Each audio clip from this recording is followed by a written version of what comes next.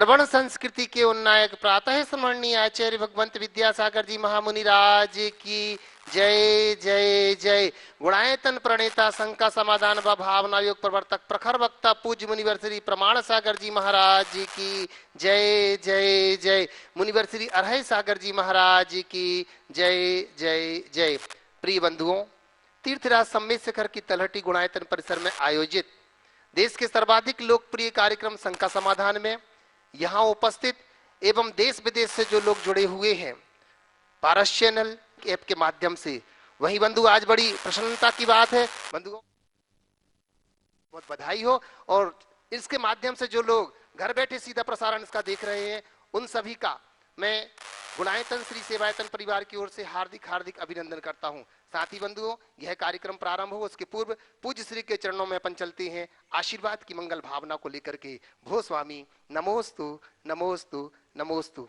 बंधुओं, हमें बड़ी प्रसन्नता है, लोगों ने गुणायतन से जुड़ करके जो अपना भाव बनाया है, आज निर्वाण निधि के रूप में जो जुड़े हुए हैं श्री अविनाश जी जैन, श्रीमती रजनी जैन दिल्ली से, श्री विशाल कुमार जी बागजकर, वैभव जी अरविंद जी बागजकर कोल्हापुर से, हेमंत जी दिगंकर ठोले, श्री दिगंबर ठोले शिवाणा से, वहीं कुमारी आकृति जैन वासुल जैन सुपुत्री श्री हेमंत कुमार जी जैन वासल जबलपुर से, वहीं प्रदीप कुमार जी वैशाखिया, श्रीमती रश्मि जी वैशाखिया बोकारो स्टील सिटी से, बहुत बहुत बहुत बहुत इनको धन्यवाद। और आज यहाँ पर उपस्थित है बंधुओं जिन्होंने आज गुणायतन से सूत्रधार के रूप में जुड़ने का भाव बना लिया है। मैं निवेदन कर रहा हूँ वो मंच के ऊपर आएंगे। श्री प्रदीप जी, पिंकी जी ठोलिया, प्रतीक जी, स्नेहा जी, ईशानवी जी ठोलिया, परिवार कलकत्ता से हमारे बीच में, कोलकाता से निवेदन कर रहा हूं कि वो आए और इनका अभिनंदन करता है हमारा गुणायतन श्री सेवायतन परिवार। निवेदन कर रहा हूं प्रदीप, पिंकी जी कृपया यहाँ आए और इनका अभिनंदन करने के लिए हमारे बीच में सुभाष जी सीईओ गुणायतन यहाँ पर उपस्थित हैं। मैं साथ ही साथ सिद्धार्थ जी से भी निवेदन करता हूं मुख्य प्रशासक आए और हमारे नए सूत्रधार का स्वागत करेंगे, सम्मान करेंगे। मंच के सामने आ जाए, यहाँ पर निवेदन कर रहा हूं। जोरदार कलतर ध्वनि से इनका हम अभिनंदन करते हैं बंधुओं। और साथ ही साथ ये अपना प्रश्न भी रखेंगे, पूज्य श्री के चरणों में अपनी जिज्ञासा भी रखेंगे। पुनः एक बार तालियां बजा करके उनका अभिनंदन करते बंधुओं। साथ ही साथ एक सूचना आपको, जैसे कि मालूम है कि कल आदिनाथ भगवान का निर्वाण महोत्सव है। इस निर्वाण महोत्सव को हम गुणायतन परिसर में यहाँ पर चंदा प्रभु भगवान के जिनालय में यहाँ पर बड़ी धूमधाम से मना रहे हैं। लोग भले ही कम हो पर अपने उत्साह को कम नहीं होने देंगे बंधु। यहाँ पर बृहद शांति धारा के साथ निर्वाण लाडू समर्पित होगा जिसमें बहुत लोग अपनी भावनाएं घर बैठे ही मना रहे हैं। मैं उन लोगों से निवेदन करूंगा कि वो गुणायतन कार्यालय से संपर्क करके वो अपनी अपनी जिनकी जो भावना हो, शांति धारा से जुड़ना हो या कि फिर निर्वाण लाडू समर्पित कर करके आप जुड़ना चाहते हो तो अपनी घोषणाएं हम तक आप पहुंचाएंगे। कल प्रातः काल पूज्य श्री के मुखारबिंद से वह घोषणा होगी। जोरदार तालियों के साथ हम उनको पुनः सम्मान हुआ। और अपना प्रश्न रख रहे हैं श्री प्रदीप जी, पिंकी जी ठोलिया, प्रतीक जी, स्नेहा जी कोलकाता से। नमोस्तु महाराज जी, नमोस्तु महाराज जी, नमोस्तु महाराज जी। मेरा आज का प्रश्न है, अपने कर्म पर विश्वास रखिए, राशियों पर नहीं। क्योंकि राशि तो राम और रावण की भी एक थी, लेकिन नियति ने उन्हें फल उनके कर्मानुसार दिया। तो महाराज श्री हमें राशियों में कहाँ तक विश्वास करना चाहिए, कृपया मार्गदर्शन दीजिए। आपके प्रश्न में ही उसका उत्तर है। राम और रावण की राशि एक थी पर राशि धरी रह गई, कर्म का फल अलग है। राम और रावण है, कृष्ण कंस है, महावीर मारीच है, गांधी गोडसे। राशि से कुछ समानता नहीं, मन से समानता होनी चाहिए, कर्म से समानता होनी चाहिए। मनुष्य का कर्म ही उसे ऊंचा उठाता है, इसलिए इन पर बहुत अधिक विश्वास रखना कतई उचित नहीं। नवीन जी जैन सिलचर से नमोस्तु करते ही महाराज श्री कह रहे हैं कि गुरुदेव, मुस्कुराहट हर उम्मीद को बढ़ाती है, मुस्कुराहट हमें जीना सिखाती है। कहते हैं एक मुस्कुराहट हजारों दुखों को सैकड़ों मील दूर फेंक सकती है। तो मुस्कुराहट कैसी होनी चाहिए गुरुदेव? हार में भी कामयाबी नजर आए और हर दर्द में मरहम नजर आए, कृपया मार्गदर्शन दीजिए। मुस्कुराहट कैसी हो कि हार में भी कामयाबी और दर्द में भी मरहम नजर आए, ऐसी कैसी मुस्कुराहट हो, है ना? तो आपने कहा, मैं कहता हूं अंदर की मुस्कुराहट। तन मुस्काए न मुस्काए, मन मुस्काए। मुस्कुराहट मन की होनी चाहिए। मुस्कुराहट है क्या? सहज मुस्कान अपने अंतस्तंभ की उज्ज्वलता का द्योतक है। जब हमारे मन में प्रसन्नता होती है तो हमारे मुख में सहज मुस्कान उभर जाती है। तो ये मुस्कान जो सहज मुस्कान है वही सही है। कई बार लोग कुटिल मुस्कान भी रखते हैं और उस मुस्कुराहट में बहुत बड़ा राज छिपा होता है। तो ऐसा कभी ना हो। जीवन में सदैव सहज मुस्कान हो, जिससे हम अपने जीवन को सही दिशा दे सकें। प्रकाश सिंह जी पहाड़िया इचल करंजी से नमोस्तु निवेदित करते हुए कह रहे हैं महाराज श्री, पक्षी कभी अपने बच्चों को भविष्य के लिए घोंसला बना करके नहीं देते, वो तो बस उन्हें उड़ने की कला सिखाते हैं। तो गुरुदेव, मेरी शंका यह है कि उन पक्षियों के बच्चों को घोंसला बनाने की कला आखिर कौन सिखाता है? एक बहुत अच्छी बात इसमें निकलती है कि प्राणी के भीतर की जिजीविषा उसे जीवनोपयोगी हर कर्म को संपन्न करने में समर्थ बना देती है। पक्षी को उनके माँ बाप ने उड़ना सिखा दिया, घोंसला बनाना तो वो खुद के कौशल से प्राप्त कर लेते हैं।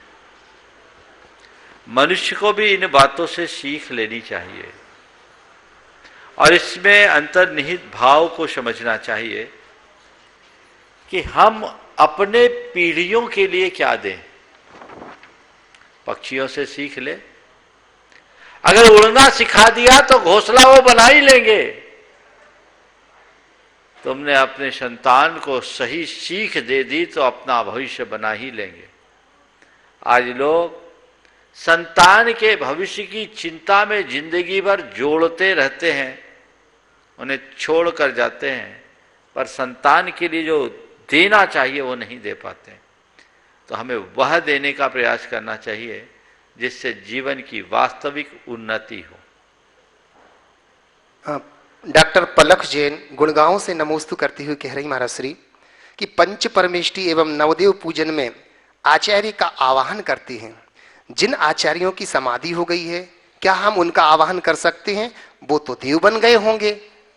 हम देव का आह्वान कर रहे हैं कि आचार्य का कर रहे हैं? देखिए, हम अतीत में हुए आचार्य की मूर्त अपने हृदय में विराजमान करके उन्हें प्रणाम कर सकते हैं, उन्हें याद कर सकते हैं, इसमें कोई दोष नहीं है। लेकिन उस आचार्य की अभी जहां है वहां जाके करना उचित नहीं। श्रीमती सुरभि सतीश जैन पटना परिवार कटनी से नमोस्तु करती हुई कह रहे महाराज श्री, मनुष्य के जीवन जीने के दो रास्ते हैं, चिंता और चिंतन। कुछ लोग चिंता में जीते हैं, कुछ लोग चिंतन में। चिंता में हजारों लोग जीते हैं और चिंतन में कुछ लोग ही जी पाते हैं। तो मुनिश्री, हम ऐसा क्या करें कि हमारे जीवन में चिंताओं का हरण हो और हमारे अंदर चिंतन करने की शक्ति जागृत हो? कृपया समाधान कीजिए। चिंताओं का हरण हो और चिंतन करने की शक्ति जागृत हो, उसके लिए हम क्या करें? सबसे पहले चिंता और चिंतन के स्वरूप को समझें। जब हम चिंता और चिंतन के स्वरूप को समझेंगे तभी अपने जीवन में कुछ अच्छा कर पाएंगे। तो चिंता क्या है और चिंतन क्या है, इन दोनों में होने वाले अंतर को समझना बहुत जरूरी है। किसी घटना या प्रसंग के घट जाने पर वहीं रुक जाना और उस अवरोध के बारे में बार बार सोचना चिंता है। जैसे हम चल रहे हैं, रास्ते में अवरोध आ गया, रुक करके केवल इस अवरोध अवरोध अवरोध अवरोध के बारे में सोचना चिंता है। और रास्ता चलते अवरोध आने पर डायवर्सन खोजकर आगे बढ़ने की भावना ढूंढना चिंतन है। चिंता एक जगह रुके रहने का नाम है और चिंतन उस समस्या से पार होकर आगे बढ़ने का नाम। चिंता अवरोध है तो चिंतन गति। हम अवरोध से बचे, गति को पकड़े। तो उसके लिए क्या करें? जब कभी भी कोई समस्या सामने आकर खड़ी हो तो समस्या के बारे में सोचने की जगह समाधान के रास्ते तलाशें, चिंतन का रास्ता खुलेगा और आप चिंतन की दिशा में आगे बढ़ने में समर्थ होंगे। नवीन जैन सिलचर से नमोस्तु करते हुए कह रहे हैं महाराज श्री, जिंदगी में हम रिश्तों के अलग अलग पड़ाव देखते हैं, अपनों से जलन और गैरों से लगाव देखते हैं, तो गुरुदेव ऐसा क्यों देखने को मिलता है कि अपने ही अपने नजर नहीं आते, अलग थलग नजर आते हैं? कृपया मार्गदर्शन। जिंदगी में हम रिश्तों के कई पड़ाव देखते हैं, अपनों से जलन और गैरों से लगाव देखते हैं, ऐसा आखिर क्यों होता है? देखिए, होना तो नहीं चाहिए पर ऐसा होता है, यही मानवीय दुर्बलता है। क्योंकि हम जिनके साथ रहते हैं, जिनके संपर्क में रहते हैं, उन्हीं से हमारे संबंध बनते हैं। संबंध अच्छे भी बनते हैं और बुरे भी बनते हैं। होना तो ये चाहिए कि हम जिनके बीच रहें, जिनके साथ रहें, उनके साथ हमारे संबंध मधुर बने, पर प्रायः उल्टा हो जाता है। वो मधुरता की जगह हम कटुतापूर्ण संबंध बना लेते हैं। यदि हमारे संबंधों में मिठास हो तो कभी किसी को देख करके जलन ना हो, लेकिन मनुष्य की खुद की कुछ दुर्बलताएं ऐसी होती है, अहमन्यता की भावना, ओछी मानसिकता, अनुदार चिंतन, संकीर्ण मनोवृत्ति, ये व्यक्ति को किसी की प्रगति नहीं सहने देता। तो अपने बीच का व्यक्ति जब कभी आगे बढ़ता दिखता है तो मन में जलन होता है, लेकिन अगर उस व्यक्ति के प्रति हृदय में प्रेम हो तो ऐसा कुछ नहीं होगा। गैरों से लगाव इसलिए होता है क्योंकि उसके साथ हमारी कोई प्रतिस्पर्धा नहीं होती, तो वहाँ इस तरह की कोई बात नहीं होती, हम उनके साथ सहज लगाव बना लेते हैं। तो हम अपने जीवन में प्रेम का विस्तार दें ताकि इस प्रकार की दुर्बलताओं से बचा जा सके। प्रमोद कुमार जी पापड़ीवाल, महावीर नगर, दुर्गापुरा, जयपुर से नमोस्तु करते हुए कह रहे हैं महाराज श्री, आज किसी का सम्मान एक हॉल तक ही सीमित रह गया है, जबकि सम्मान की महक तो बाहर जन जन तक फैलनी चाहिए। प्रश्न यह है कि आज किसी का सम्मान एक सीमित स्थान तक ही सिमट करके क्यों रह गया? महाराज श्री कृपया समाधान करें। बहुत अच्छी बात कही। आज हर एक का सम्मान एक हॉल तक सिमट कर रह गया है, जबकि सम्मान की सुगंध तो जन जन तक होनी चाहिए। आपने पूछा है लोगों का सम्मान सीमित क्यों हो गया है। मेरा मानना है कि दो तरह का सम्मान होता है। एक वो जो लोगों के द्वारा प्रकट किया जाता है, और एक वो जो लोग हमें देते हैं। जब लोगों के द्वारा प्रकट किए गए सम्मान की बात करते हैं तो वो सम्मान सर्वत्र होता है, उसका सम्मान सारी प्रकृति करती है। रोज सूरज उगता है, उसका सम्मान सारी पृथ्वी करती कि नहीं करती? ये सहज सम्मान है, वो उसकी योग्यता है। लेकिन जब हम किसी देवता की मूर्ति बनाते हैं, जो लोग सूरज को पूजते भी हैं, जो सूरज की एक मूर्ति बना के रखते हैं, उनकी पूजा उसके मंदिर तक ही सीमित होती है। तो जो दूसरों के द्वारा दिया जाए वो सीमित होता है, और जो खुद के गुणों से पाया जाए वो असीम होता है। अपने गुणों को विकसित करो, सम्मान ही सम्मान होगा, फिर उसमें कोई बात शेष नहीं बचेगी। महेंद्र जैन पत्रकार, इंदौर से नमोस्तु करते हुए कह रहे हैं, गुरुदेव, विश्व में किसी भी देश को चलाने के लिए, वहां की व्यवस्था को सुचारू रूप से चलाने के लिए संविधान यानी कानून बनाया जाता है। वर्तमान परिप्रेक्ष्य में मनुष्य जीवन हो गया है, सवाल हो चुका है, रिपीटेड है। परिवार को चलाने के लिए यही पूछोगे ना आगे? संविधान। हाँ, हो गया। मुझे याद रहता है प्रश्न में। संगीता जी गवानी अकोला से नमोस्तु निवेदित करती हुई कह रहे, गुरुदेव, पछतावा अतीत नहीं बदल सकता, ये भी हो गया, और चिंता, ये रिपीटेड है। चलिए, चूंकि समय हो रहा है, मैं प्रथम प्रश्न के लिए निवेदन कर रहा हूं हमारे बीच में सिद्धार्थ जी कासलीवाल, प्रशासक, गुणायतन, और इसके बाद तैयार रहेंगे अर्पण जैन, वाजना, छतरपुर से।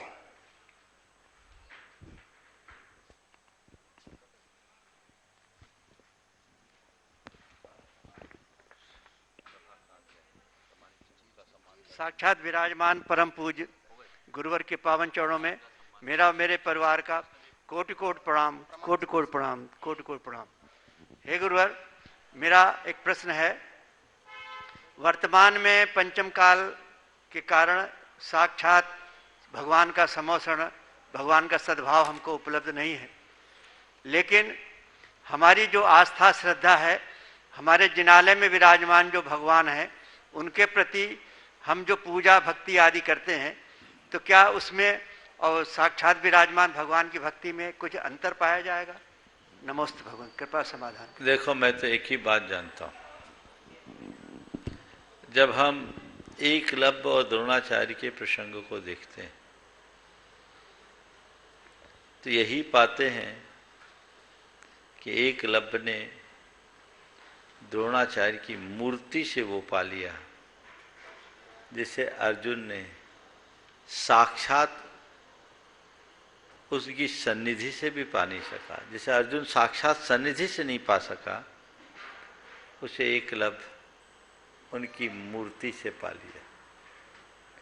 तो भगवान के साक्षात रहने और न रहने का क्या प्रभाव है, मैं समझता हूँ इससे श्रेष्ठ कोई उदाहरण नहीं होगा। यदि हमारे हृदय में श्रद्धा भाव है तो हम भगवान की मूर्ति से भी सम्यक दर्शन को प्राप्त कर सकते हैं, और व्यक्ति के हृदय में श्रद्धा नहीं है तो साक्षात भगवान के पास जाकर के भी उसे वंचित रहना पड़ेगा। इसलिए अपने हृदय की श्रद्धा को बलवती बनाइए, समझ गए?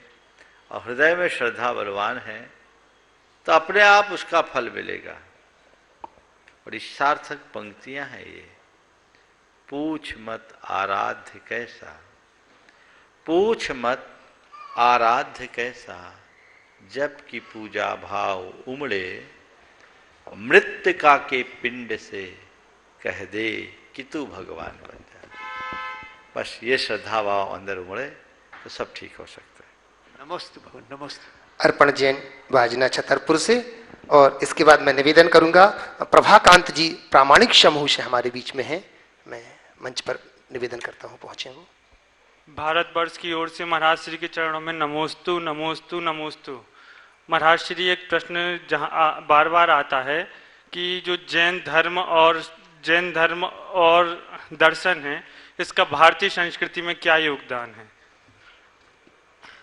देखिए, जैन धर्म और दर्शन का भारतीय संस्कृति में महनीय योगदान है।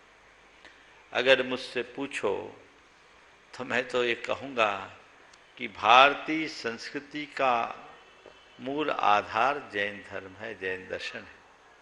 कल भगवान ऋषभदेव का निर्वाण महोत्सव है। भगवान ऋषभदेव ने जैन धर्म का प्रवर्तन किया, और न केवल उन्होंने जैन धर्म का प्रवर्तन किया, अपितु मानव सभ्यता के पुरोधा भी बने, सूत्रधार भी बने। अगर मुझसे आप पूछते हो कि जैन धर्म का भारतीय संस्कृति के विकास में क्या योगदान है, तो सबसे पहले हम ये कहेंगे कि कर्म मूलक मानव समाज की स्थापना जैन धर्म ने की। असी मसी कृषि विद्या वाणिज्य और शिल्प रूप सटकर्म से आजीविका चलाने की व्यवस्था हमें जैन धर्म ने दी। कृषि कर्म का प्रवर्तन भगवान ऋषभदेव ने किया। ये जैन धर्म का एक बहुत बड़ा योगदान है। भारत के सांस्कृतिक विकास में यदि हम कहें तो अहिंसा, अनेकांत, अपरिग्रह और शांतवाद जैसे सिद्धांत भारतीय संस्कृति के गौरव को बढ़ाने वाले हैं, और ये सब जैन धर्म और दर्शन की ही देन है। अहिंसा का उल्लेख यद्यपि अन्य धर्मों में भी मिलता है, लेकिन जिस स्तर पर अहिंसा की विवेचना और अनुपालन जैन धर्म में है, वैसा अन्यत्र कहीं देखने को नहीं मिलता। प्राणी मात्र के प्रति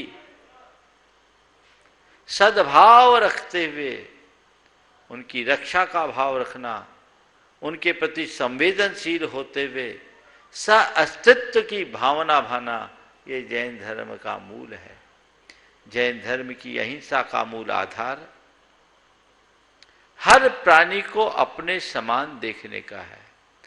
आया तुला पयाशु, संसार के हर प्राणी को अपने समान देखो। सहअस्तित्व की इससे बड़ी भावना और क्या होगी। आज विश्व को इसकी सबसे ज्यादा आवश्यकता है। तो सहअस्तित्व की भावना के लिए पूरा का पूरा श्रेय जैन धर्म को जाता है। अनेकांत जो हमारी वैचारिक उदारता को बताता है कि अपने साथ औरों के विचारों का भी सम्मान करो, वैचारिक सहिष्णुता अपने हृदय में विकसित करो,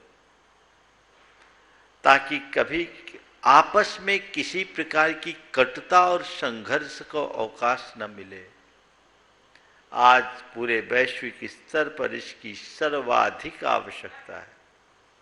आज सबसे बड़ी समस्या है वैचारिक असहिष्णुता की, जिसके कारण आज घोर मतभेद, और मतभेद ही नहीं मनभेद और वैमनस्य प्रकट हो रहे। तो अपने सबके हृदय में अगर हाँ अहिंसा और अनेकांत मूलक भाव जग जाए तो मैं समझता हूँ ये पूरे विश्व में एक जो वैश्विक भावना होनी चाहिए वो सहज प्रकट हो सकती है। अपरिग्रह समाजवाद के लिए सबसे ज़्यादा जरूरी कि हम उतना ही संग्रह करें जितना आवश्यक है, उससे अधिक का नहीं। ये जैन धर्म की विश्व को अनन्य देन है। कर्मणा वर्ण व्यवस्था, जैन धर्म ये उद्घोष करता है कि हर प्राणी जन्म से नहीं कर्म से महान बनता है। ये आज विश्व को सबसे ज्यादा जरूरी है। सामाजिक समता की बात जो की जाती है वो कर्म मूलक आश्रम व्यवस्था जैन धर्म में ही देखने को मिलती है। तो ये सब जैन धर्म की विशेषताएं हैं जो पूरी की पूरी भारतीय संस्कृति के लिए जैन धर्म की देन है। और मैं तो कहता हूँ न केवल भारत की अपितु सारे विश्व के लिए जैन धर्म की अनन्य देन के रूप में जाना जाने योग्य है। जियो और जीने दो का जो मूल उद्घोष, जिसकी आज पूरे विश्व को सर्वाधिक आवश्यकता है, ये जैन धर्म की ही देन है। प्रभाकांत जी प्रामाणिक समूह से हमारे बीच में है। मैं इनका अभिनंदन सम्मान करने के लिए निवेदन कर रहा हूं। हमारे सुभाष जी पूनम जी यहाँ पर उपस्थित हो आ जाए। शैलेंद्र जी मुख्य प्रशासक हमारे बीच में यहाँ पर है। निवेदन करता हूँ कि आए और प्रभाकांत जी का अभिनंदन कर रहे हैं। प्रामाणिक समूह से बंधु ये वो लोग हैं जो कि हमेशा प्रामाणिक समूह में अपनी सेवाएं देते हैं। एक बार ताली जरूर चाहूंगा मैं, बनती है तो जो मैं कपूर जी से निवेदन करता हूं और वो प्रश्न भी रखेंगे। कपूर जी कोटा संयोजक हाड़ौती मेवाड़ प्रांत से हमारे बीच में है। और इसी के बाद निवेदन करूंगा शैलेंद्र जी मुख्य प्रशासक गुणायतन, वो भी अपना प्रश्न रखेंगे। प्रभाकांत जी अपना प्रश्न रख रहे हैं पहले। नमोस्तु गुरुदेव। गुरुदेव, एक शंका तो नहीं कह सकते, मार्गदर्शन के दृष्टि से एक प्रश्न उठ रहा था कि हम जैसे जैसे अपने करियर में आगे बढ़ते हैं तो शुरू में हमें काफ़ी मेहनत खुद करनी पड़ती है। समय के साथ हमारे पास में टीम आती है, आपके अंदर एक नेतृत्व क्षमता की आवश्यकता होती है जिसको लेके चलना चाहिए, और टीम में फिर बहुत सारी डायनामिक्स भी होती हैं। तो महाराष्ट्र एक मार्गदर्शन चाहिए था कि अगर हम एक बड़ी टीम का नेतृत्व कर रहे हैं तो उनमें हमें किन बातों का ध्यान रखना चाहिए ताकि एक सुचारू रूप से टीम काम कर सके और एक बड़े लक्ष्य को हम प्राप्त कर सके। बहुत अच्छी बात आपने उपस्थित की है। एक बड़ी टीम का नेतृत्व करते समय हमें क्या करना चाहिए जिससे हम लक्ष्योन्मुखी बनकर अपने कार्य को सुचारू रूप से कर सके। यही भाव है ना आपका? जी महाराज जी। देखिए, टीम को लीड करना कोई साधारण बात नहीं है, एक बहुत बड़ा गुण है। उसमें 4 बातों का विशेष रूप से ध्यान होना चाहिए। सबसे पहली बात कि जो टीम के लीडर हैं उसे पूरे टीम के लिए आदर्श बनना चाहिए। जो टीम लीडर है वो अपने पीछे की टीम के लिए आदर्श बने, और वो आदर्श तभी बन पाएगा जब उसकी कथनी और करनी में एक रूप। लीडर को चाहिए कि सबसे पहले वो अब समयबद्धता का ध्यान रखे। टीम लीडर चाहता है कि सब लोग अपना 100% दे, तो टीम लीडर को पहले चाहिए कि वह भी अपना 100% दे। जैसा आप चाहते हैं वैसा आप अपने व्यवहार से प्रदर्शित करें, ताकि सबको ये लग सके कि ये हमारा टीम लीडर है। दूसरी बात, अपनी जो भी उपलब्धियां हैं उसका श्रेय खुद न लेकर टीम को दे। कितना भी बड़ा काम करे, लीडर की प्रशंसा होती है, पर एक अच्छा लीडर वो होता है जो अपनी प्रशंसा को अत्यंत विनम्रता के साथ अपने पीछे वालों को ट्रांसफर कर देता है। नहीं, मैंने नहीं किया, ये तो इन सब का काम, ये नहीं होते तो मैं क्या कर पाता, मैं करता धरता तो ये मेरा तो केवल नाम है। क्रेडिट देना सीखिए। जो दूसरे को श्रेय देता है वो इकट्ठा श्रेय पाता है, और जो सारा श्रेय खुद लूटना चाहता है वह लोगों की आंखों का किरकिरा हो जाता है। इसलिए क्रेडिट देना सीखिए। तीसरी बात, अपने टीम के लोगों के सामने एक मोटिवेटर बनिए। अगर टीम में कोई कमजोर पड़ रहा है, वो काम नहीं कर पा रहा है, अपेक्षित परिणाम नहीं दे पा रहा है, तो उनके हृदय में ऐसे उत्साह का संचार कर दीजिए कि दुगने उत्साह के साथ वह आपने अपने काम में जुट सके और अच्छा परिणाम दे सके। और चौथी बात, किसी से कोई कमी हो तो उसकी क्रिटिसाइज मत कीजिए, क्रिटिगाइड कीजिए। क्रिटिसाइज और क्रिटिगाइड में अंतर समझते हैं? किसी ने कुछ गलती कर दिया, तुमसे तो कुछ आता नहीं, मुझे मालूम है, 10 बार जब भी कोई शाम सोचता अंततः मुझे ही संभालना पड़ता, मालूम था तुम कर ही नहीं सकते। एक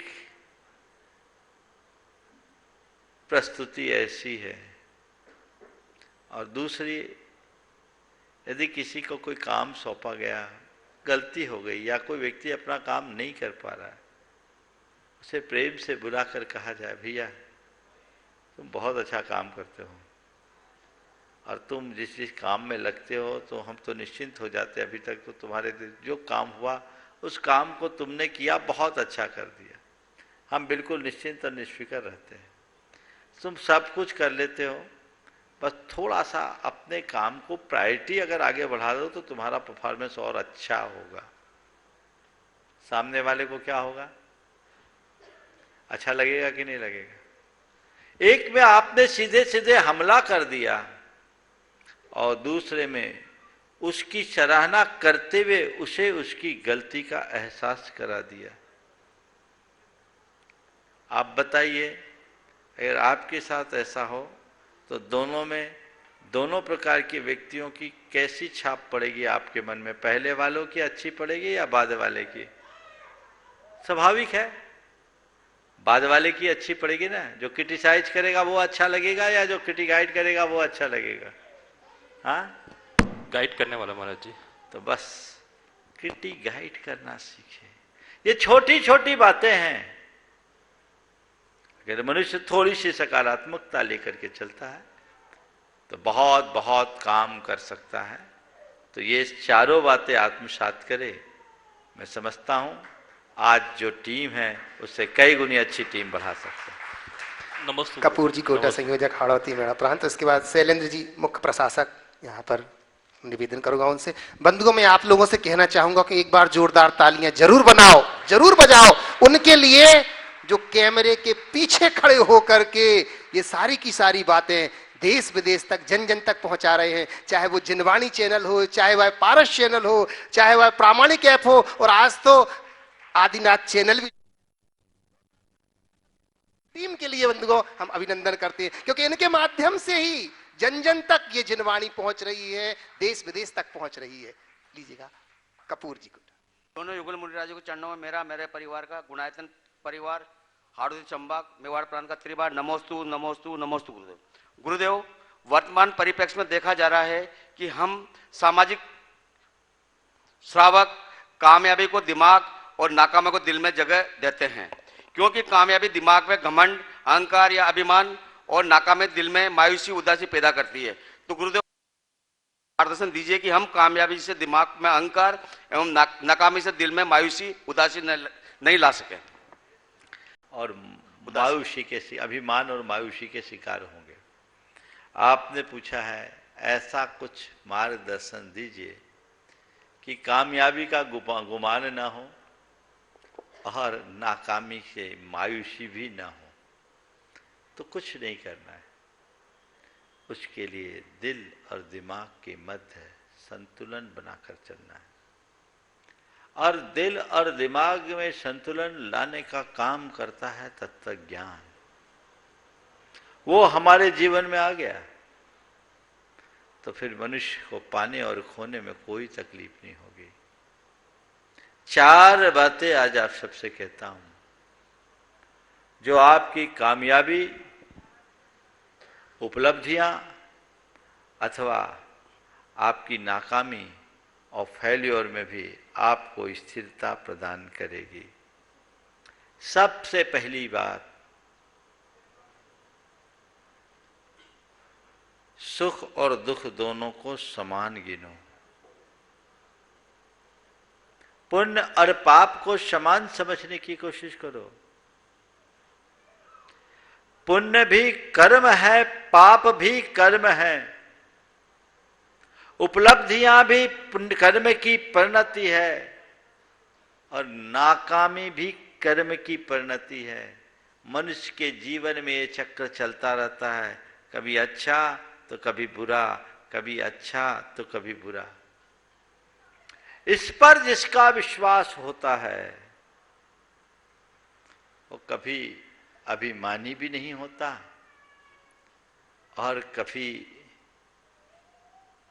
मायूस भी नहीं होता। दोनों पर सम दृष्टि होनी चाहिए। सन 2007 में मैं यहीं सम्मेद शिखर जी में था। मध्य लोक में मेरा प्रवचन चल रहा था और वहां विधान था और एक प्रवचन चल रहा था। मैंने अपने प्रवचन में इस बात को उल्लेख किया कि सुख दुख में संभाव रखो, ये पुण्य पाप बराबर मानो। जैसे तुम सुख का स्वागत करते हो वैसे दुख का भी स्वागत करने में समर्थ बन जाओ, क्योंकि ये चीजें तुम्हारी नहीं है। मेरा प्रवचन संपन्न हुआ। एक सज्जन ने आप बीती सुनाई कि महाराज जी आपने जो कहा वही सब कुछ आज ही मेरे साथ घटा है। बोले क्या? उसने कहा महाराज जी एक सूचना मेरे पास आई कि मेरा मुनीम, उनका चीनी का व्यवसाय था, वसूली करके आ रहा था। स्थान और व्यक्ति का नाम नहीं बता रहा हूं मैं। वसूली करके आ रहा था और रास्ते में बदमाशों ने उसके पूरे रुपये छीन लिए। एक अच्छा नुकसान हुआ। महाराज जी वो समाचार मुझ तक आया, उसके 3 मिनट बाद मेरे बड़े बेटे का फोन मेरे पास आया कि पापा आज बहुत अच्छा हो गया, एक जमीन की डील जो 1 साल से रुकी हुई थी आज पूरी हो गई और उस डील में अपने को 20 लाख रुपया एक्स्ट्रा मिल गया। बोला महाराज जी जब ये समाचार आए दोनों, तो मैंने सोचा किस में हंसूं किस में रोऊं। एक कमाई का प्रस्ताव है और दूसरा नुकसान का। तो ये संयोग है, संयोग को संयोग की भांति देखो। तो आप अपने जीवन की उपलब्धियों में अभिमान से बचोगे और नाकामियों में मायूसी से। दूसरी बात, आप अपने जीवन में जो भी चीजें हैं उनका मालिक नहीं, मैनेजर बनकर जीना सीखिए। ये चीजें मेरे पास हैं, मेरी नहीं है, मैं तो केवल मैनेज करने वाला हूं। अगर उपलब्धियां हैं तो वो भी मेरी नहीं, और यदि मेरी कोई विफलता है तो वो भी मेरी नहीं। मेरे हाथ में तो केवल उनका प्रबंधन है। अगर ये बात हृदय में आ जाए तो लाभ और नुकसान में भी समभाव बना रहेगा। बैंक का जो मैनेजर होता है, कैशियर होता है, लाखों करोड़ रुपए का ट्रांजैक्शन उसके हाथों से होता है कि नहीं होता है? कोई आकर के रुपया जमा करता है तो उसको कोई एक्स्ट्रा प्रसन्नता नहीं होती, और कोई अपना पूरा रुपया निकाल लेता है तो उसको कोई तकलीफ नहीं होती कि भैया रुपया निकालो मत। ठीक है, मेरा काम क्या, पैसा उसका है, वो अगर लाए तो ठीक है, नहीं लाए तो ठीक है, डेबिट करे क्रेडिट करे जो करे, मुझे तो यही करना है। उसका काम केवल जमा खर्च तक का है, तो वो जमा खर्च करता है और काम पूरा हो जाता है। तो ये दृष्टि अपने हृदय में विकसित कीजिए। ये चीजें अपने हृदय में कभी हावी नहीं हो सकेगी और आप अपने जीवन को एक अच्छी दिशा दे सकोगे, जीवन को बेहतर बना सकोगे। तो दूसरी बात क्या करना है, मालिक की भांति नहीं, मैनेजर की भांति जीना सीखिए। समझ गए?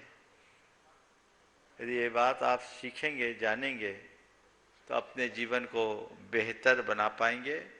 विधि के विधान विश्वास रखिए और अपने आत्मविश्वास से अपने आप को लवरेज रखिए, सब चीजें ठीक हो जाएगी। नमोस्तु गुरुदेव, नमोस्तु गुरुदेव, नमोस्तु गुरुदेव। शैलेंद्र जी, मुख्य प्रशासक गुणायतन, और इसी के बाद निवेदन करूंगा राजकुमार जी काला, जो कि गुणायतन के कैशियर हैं। इन्हें जरूर अगर दान आता है तो महाराज श्री प्रसन्नता होती है, और 1 रुपया भी अगर व्यर्थ होता तो उनको बहुत तकलीफ होती है, क्योंकि इनका भाव ध्येय अच्छा है। नमोस्तु गुरुदेव। दोनों मुनि राजों को मेरा और मेरे परिवार की ओर से बारंबार नमोस्तु नमोस्तु नमोस्तु।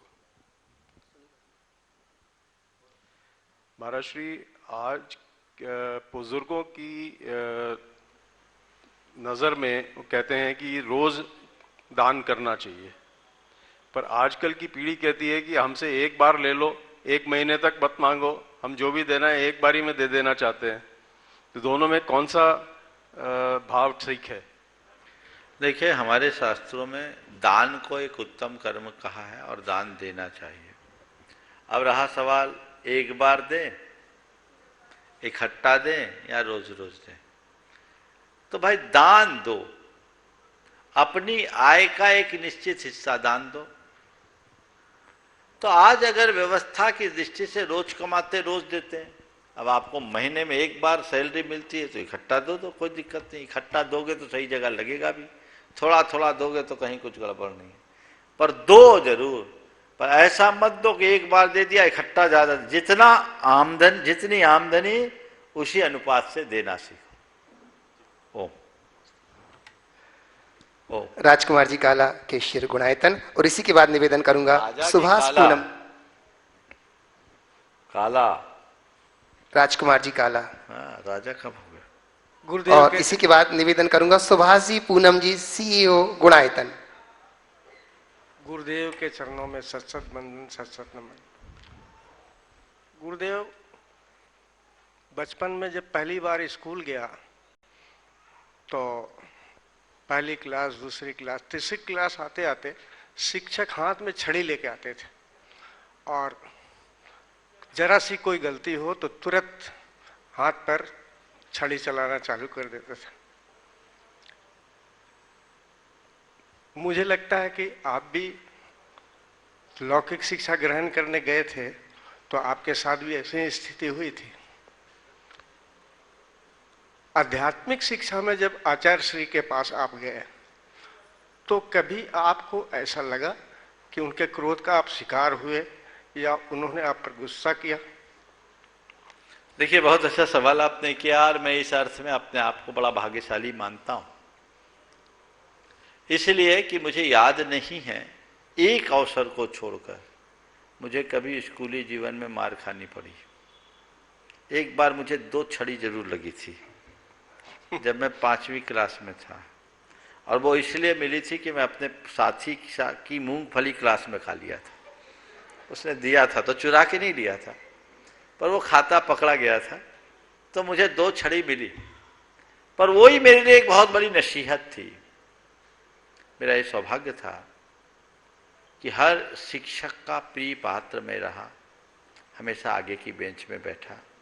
कोई सवाल पूछा जाता था तो सबसे पहले मेरा हाथ उठता और मेरा नंबर सबसे आखिरी में होता। जब कोई उत्तर न दे तो मुझे पूछा जाता था। तो ये चीज़ें रही और मैंने अनुशासन को सदैव ध्यान में रखा। किसी तरह की उदंडता मुझसे हुई है मुझे मेरे स्मरण में नहीं है, इसलिए मुझे नहीं लगता कि कभी मेरे साथ ऐसा हुआ है, लेकिन औरों को ऐसा होते मैंने जरूर देखा है। और मैं यही मानता हूँ जो अनुशासनहीन होता है, जो उदंडता करता है, उसके साथ ऐसा होता ही है। जहाँ तक रहा संघ में, तो मेरा कुछ ऐसा ही पुण्य रहा कि मैं सदैव गुरुदेव की कृपा का पात्र रहा हूँ। उन्होंने मुझे व्यक्तिशः कभी डांटा हो ऐसा मुझे स्मरण में नहीं आता। एक दो मौके तो ऐसे भी आए जब मेरी गलती हुई है और डांट दूसरों को खानी पड़ी। ये मौके आए हैं, पर गलती मेरी हुई है मैं जान रहा हूँ, पर डांट दूसरों को खानी पड़ी है। गुरु की कृपा होगी या जो भी हो। हालांकि मैंने ऐसी कोई गलती अपनी तरह कभी की नहीं कि डांट खानी पड़े। और एक उपाय बताता हूँ, गुरुओं के डांट खाने से बचने का बड़ा सरल सूत्र है जिसे मैंने अपनाया। गलतियां करो मत, और गलती हो जाए तो दूसरा कहे उससे पहले गुरु के चरणों में उपस्थित हो जाओ, अपना दिल खोल दो, गुरु की कृपा बरसती है। गुरु हमेशा ये जानते हैं कि गलती हर मनुष्य से होती है।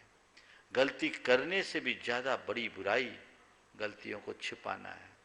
गुरु ये देखते हैं कि आने वाला कितनी चतुराई से आ रहा है या इसके मन में सच्चाई है। जिसके हृदय में सच्चाई होती है उस पर गुरु की कृपा बरसती है, और जिसके मन में चतुराई होती है उस पर गुरु डंडा बरसाते हैं। सच्चाई से भरो, चतुराई से नहीं। जीवन में अच्छाई आएगी, नई ऊंचाई पाओगे। नमोस्तु गुरुदेव, नमोस्तु। सुभाष पूनम जी, सीईओ गुणायतन, और इसी के बाद निवेदन करूंगा सुनील जी अजमेरा हजारीबाग, संयुक्त महामंत्री गुणायतन। परम श्रद्धेय मुनिद्वय के चरणों में शत नमन। गुरुदेव, आज सुबह बाहुबली भगवान की पूजा करते हुए मन में कुछ भाव आया, वही आपके चरणों में रख रहा हूँ। उसमें आदिनाथ भगवान, बाहुबली भगवान, भरत भगवान बहुत पुण्यशाली परिवार था जिसके बहुत अच्छे संस्कार रहे हैं, तद्भव बहुत मोक्षगामी। तो मेरे मन में ये आया गुरुदेव कि उस पुण्यशाली परिवार में इतने अच्छे संस्कारों में ऐसे भाव उनमें कैसे आ गए कि भाइयों में युद्ध होना पड़ा? बहुत अच्छा सवाल है। ऐसे महान कुल में, जिस कुल में तीर्थंकर जन्मे, चक्रवर्ती हो, कामदेव जैसे महापुरुष हो, उस कुल में भी भाइयों में ऐसा वैमनस्य क्यों आया कि लड़ाई हो जाए? मुझे नहीं मालूम ऐसा क्यों आया। अतीत की किसी चौबीसी में तीर्थंकरों के कुल में भाई बंधुओं के मध्य लड़ाई का प्रसंग देखने को नहीं मिलता। वर्तमान चौबीसी में जरूर एक उल्लेख और मिलता है, समुद्रगुप्त, समुद्र विजय और वसुदेव। वह भी लड़ाई तभी तक चलती है जब तक दोनों का भेद नहीं खुलता, पता नहीं चलता कि ये वसुदेव है। जब ये रहस्य खुल जाता है तो दोनों की लड़ाई मैत्री में प्रकट हो जाती है, सबको पता है। पर केवल एक ही लड़ाई देखने को मिलती है, भरत और बाहुबली की। मैं समझता हूँ कि ऐसा जो कुछ भी हुआ है वो बहुत अच्छे के लिए हुआ। क्यों? क्योंकि भाई भाई में लड़ाई तो होती है, हर युग में होती है। तो भरत और बाहुबली लड़ गए, वो हम सबको रास्ता दिखा गए कि लड़ना तो वैसे ही लड़ना जैसे हम लड़े। क्या बोल रहा हूं? भाई भाई या तो लड़ना मत, जहां तक बने आपस में लड़ना मत, और कदाचित लड़ना ही पड़े तो आपस में ही निपटना, दूसरों को मत भुलाना। और आपस में भी निपटना हो तो खून खच्चर वाला काम मत करना। जल युद्ध, मल युद्ध और दृष्टि युद्ध, ये 3 युद्ध हुए, मामला वहीं से मट गया। ये रास्ता ही धर्म सम्मत है और हमें इसी तरीके से चलना चाहिए। अब जो सवाल आता है क्यों हुआ, तो ये सब व्यामोह वश हुआ। सत्ता का व्यामोह ये मनुष्य को बहुत उलझाता है। सत्ता, संपदा या शक्ति, सामग्री, जो भी चीजें हैं वो हमें उलझा करके छोड़ती हैं, जिससे हमारे जीवन का संतुलन बिगड़ता है। हमें इससे बहुत सावधान रहना चाहिए। नमोस्तु गुरुदेव। सुनील जी अजमेरा हजारीबाग संयुक्त महामंत्री गुणायतन से तक वो पहुंच रहे हैं। महाराज श्री नितिन जी जैन बिनौली बागपत से नमोस्तु निवेदित करते हुए कह रहे हैं। नितिन जी ने कहा है कि एक तरफ धागे हैं जो उलझ करके और भी करीब आ जाते हैं, एक तरफ धागे हैं जो उलझ करके और भी करीब आ जाते हैं, और दूसरी तरफ रिश्ते हैं जो जरा सी उलझन में ही टूट जाते हैं। तो महाराज श्री मेरी शंका यह है कि रिश्ते कैसे होने चाहिए जो कभी उलझे ही नहीं, लेकिन अगर उलझ भी जाएं तो बगैर टूटे ही सुलझ जाएं। कृपया समाधान कीजिए। रिश्ते कैसे होने चाहिए जो कभी उलझे ही नहीं, और अगर उलझ ही जाए तो बिना टूटे सुलझ जाए। इसके लिए हमें क्या करना चाहिए? देखिए, उलझते कब है? जब गांठ पड़ जाती। तो कदाचित रिश्ते को ऐसे रखो जैसे 2 तार होते हैं ना, तो 2 तार जब एक गैप बना करके चलते तो कभी नहीं उलझते, और कदाचित एक दूसरे से लिपटते हैं तो भी उनकी उलझन सुलझन में बदल जाती है। लेकिन जब अपनी धारा तोड़कर एक दूसरे के साथ जुड़ते हैं और गांठ पड़ जाती है तो उलझन बहुत खतरनाक होती है। मैं यही कहूँगा कि रिश्तों में गांठ मत पड़ने दीजिए। जब भी कभी ऐसी गांठ आए, गांठ लगने की नौबत आने के पहले ही आप क्षमा भाव से भर जाइए। आपके रिश्तों में उलझन नहीं आएगी, और उलझन आएगी भी तो गांठ नहीं पड़ेगी। पूनम जैन ग्वालियर से नमोस्तु निवेदित करते हुए कह रहे हैं, गुरुदेव जब से लॉकडाउन हुआ है तब से निरंतर व्हाट्सएप के माध्यम से पाठशाला का गठन करके स्वाध्याय करवा रही हूँ। ग्रुप में कई सदस्य जुड़े हैं, हो सकता है कई सदस्य पढ़ते ना हो, कोई उसे इग्नोर भी करता हो, तो कुछ मैसेज डिलीट कर देते होंगे। तो ऐसी स्थिति में मुझे कोई दोस्त तो नहीं लगता। कृपया समाधान। आप लोगों को ज्ञान देने के लिए प्रेरित कर रही हो या मिटाने के लिए? यदि आप ज्ञान देने के लिए कर रहे हो तो आपको पुण्य ही मिलेगा। अगर कोई डिलीट करते हैं तो उनके वश की बात है। ओ पंकज जी हमारे बीच में है। मैं निवेदन करता हूं कि वो साडम से हमारे बीच में पंकज जी अपना प्रश्न लिख करके आ रहे हैं।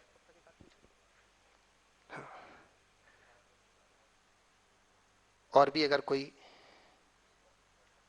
प्रश्न करना चाहता हो तो अपने नाम हम तक पहुंचाएं। आप पहुंचिए। तब तक ऑनलाइन। ऋषिका जैन बिलासपुर से नमोस्तु निवेदित करती हुई कह रही, महाराज श्री जैन धर्म में अगर रात्रि भोजन त्याग करना जरूरी होता है तो बड़ों का आदर सत्कार करना, बहस ना करना, जवाब ना देना का नियम क्यों नहीं होता? आलू प्याज त्यागना आवश्यक बताया है तो बच्चों को मारना या दूसरे पर हाथ उठाते समय नियम का पालन क्यों नहीं होता है? क्या जैन धर्म में दैनिक दिनचर्या में ऐसे नियम लिए जा सकते हैं? और अगर और जिससे ज्यादा पुण्य लाभ होगा, मानसिक कसाय या भौतिक त्याग से? देखिए, बिल्कुल सही बात कही है। हम रात्रि भोजन का त्याग करें, जमी कंद का त्याग करें, आलू प्याज का त्याग करें, अच्छी बात है, करना ही चाहिए। लेकिन कम से कम अपने आचरण में इतनी पवित्रता तो करें। विनय, शील, सदाचार, शालीनता, बहुमान, संयम अगर जीवन में नहीं है तो ये सब चीज़ें व्यर्थ है। मुझसे एक बार किसी ने कहा, महाराज आप गलंत का त्याग क्यों नहीं कराते? मैंने कहा, मन गलंत का त्याग करो तो ज़्यादा अच्छा है। गलंत से ज़्यादा जरूरी मन गलंत है। अपने मन को निर्मल और पवित्र बनाए रखने की भावना सभी के हृदय में होनी चाहिए, और जब हम उस तरफ ध्यान देंगे तभी इन सब त्यागों का लाभ होगा। आपने पूछा जैन धर्म में ये सब नियम क्यों नहीं दिए जाते? अरे देने की जरूरत नहीं है, तो हमारे संस्कार के हैं। फिर भी आज ज़्यादा ध्यान भौतिक त्याग के प्रति है, जबकि हमारा धर्म भौतिक त्याग के साथ साथ अपने विकारों के शोधन का भी पाठ पढ़ाता है। तो अपने विकारों के शोधन के लिए हमें सतत तत्पर होना चाहिए और उस दिशा में आगे बढ़ना चाहिए। पंकज जी।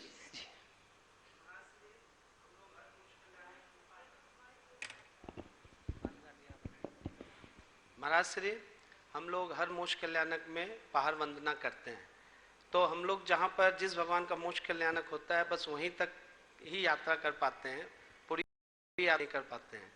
तो इस पे हमें क्या पुण्य लाभ प्राप्त होता है और क्या नहीं? देखो, तुम लोग सब भगवान के मोक्ष कल्याणक में सम्मेत शिखर आके अपनी वंदना करते हो तो पुण्य है ही। अब उन्हीं भगवान तक करके लौट आते हैं तो थोड़ी कसर रह जाती। मैं तुमसे ये कहूँगा कि पुण्य पाप के लोभ में मत फंसो। यही भाव रखो कि जब जाते ही इतनी मेहनत से चढ़ गए तो जहाँ तक बने पूरे ही कराए। समझ गए? उत्तम तो वही है। और कदाचित नहीं कर पाते तो कम से कम इतना पुण्य तो हाथ में आता ही है। जो पा रहे उसे देखो, जो खोए उसे भूल जाओ। कुछ लोग ऐसे होते हैं जो कहते हैं हमें तो पूरे ही नंबर चाहिए, लेंगे तो पूरे ही लेंगे और पूरे नहीं लेंगे तो परीक्षा ही नहीं देंगे। तो ऐसा कोई फायदा नहीं। अरे भैया 30 नंबर भी ले लो, कम से कम परीक्षा तो दो, आगे तो बढ़ोगे। नहीं करने से बेहतर है कि कम से कम वंदना तो कर रहे हो। ऐसे ही तुम झारखंड वाले लोग बहुत कम वंदना करते हो, यहाँ कम से कम करते रहो।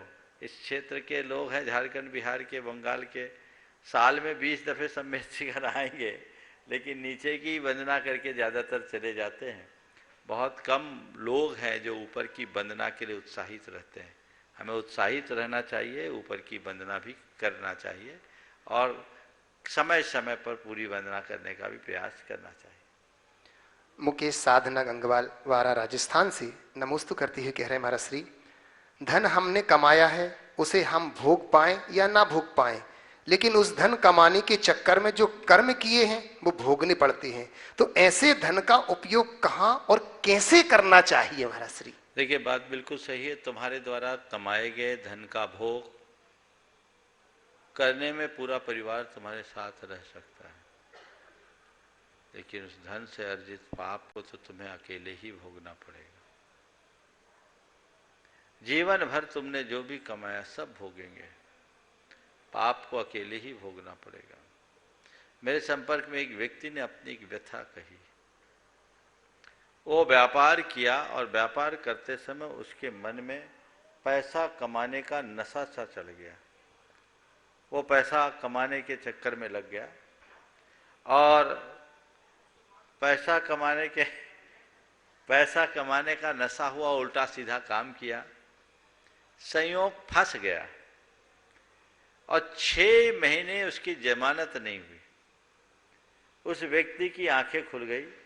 बोला, महाराज जी, मैंने अब समझा कि मेरे कमाई में तो सब साथ थे, पर मेरे पाप को मुझे अकेले ही भोगना पड़ा और कोई नहीं भोग सका।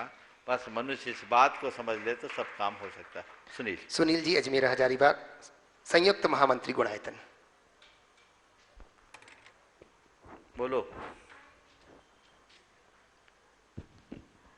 द्वय मुनि राजों के चरणों में दिगंबर जैन पंचायत हजारीबाग का सादर नमोस्तु नमोस्तु नमोस्तु।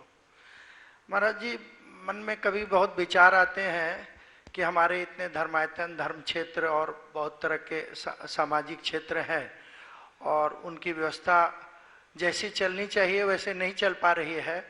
और हमारी युवा पीढ़ी जो कि आज बिल्कुल इससे अलग है, तो अभी जो जनरेशन है वो तो जैसे तैसे इस गाड़ी को चला रही है, लेकिन बाद में ये गाड़ी कैसे चलेगी और इसके लिए क्या होना चाहिए ये जानना चाहते हैं। इसका एक ही उपाय है कि आज हम बचपन में अच्छे संस्कार दे दें। मेरा मानना है कि संस्कार धूमिल भले पड़ जाए विनष्ट नहीं होते। संस्कार धूमिल भले पड़ जाए विनष्ट नहीं होते। बचपन में दिए हुए संस्कार समय पाकर के प्रकट हो जाते हैं। आज के युवाओं में हम धर्म विमुखता देखते हैं, लेकिन जिन युवाओं को बचपन में अच्छे संस्कार दिए गए हैं, जरूर समय आने पर वो संस्कार उभरेंगे।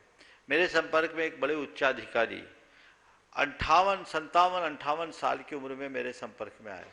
उससे पहले तक उनकी दुनिया सब बिल्कुल अलग थी, लेकिन जब संपर्क में आए तो उनका हृदय परिवर्तित हो गया। एक दिन एकांत में आकर कहा कि महाराज, मुझे आज लगता है कि मैं कौन हूँ, मेरा धर्म क्या है। बचपन में मैंने जो सीखे वो सब बातें मेरे मन में उभर रही। अभी तक महाराज मैंने सारे वैष्णव को अपनाया, बुराइयों को अपनाया, अब मुझे संयम के रास्ते पर, धर्म के रास्ते पर चलना। और 58 साल की उम्र में उस व्यक्ति के अंदर जो परिवर्तन आया वो आज समाज के प्रति पूरी तरह समर्पित हो गया, धर्म के प्रति पूरी तरह समर्पित हो गया। मैं इस अनुभव के आधार पर यही कहना चाहूँगा कि बचपन में अच्छे संस्कार डाले, बड़े होने पर वे संस्कार समय पर अपने आप प्रकट होंगे और बदलाव आएगा। और इस संस्कार को डालने का एक उपाय है पाठशाला।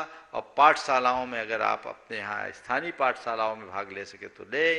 प्रामाणिक पाठशाला जो ऑनलाइन आप सबको उपलब्ध हो रही है उसका लाभ जरूर लें। समय आप सबका हो गया, यहीं पर विराम। बोलिए परम पूज्य आचार्य गुरुवर श्री विद्यासागर जी महाराज। पूज्य मुनिवर श्री प्रमाण सागर जी महाराज की जय।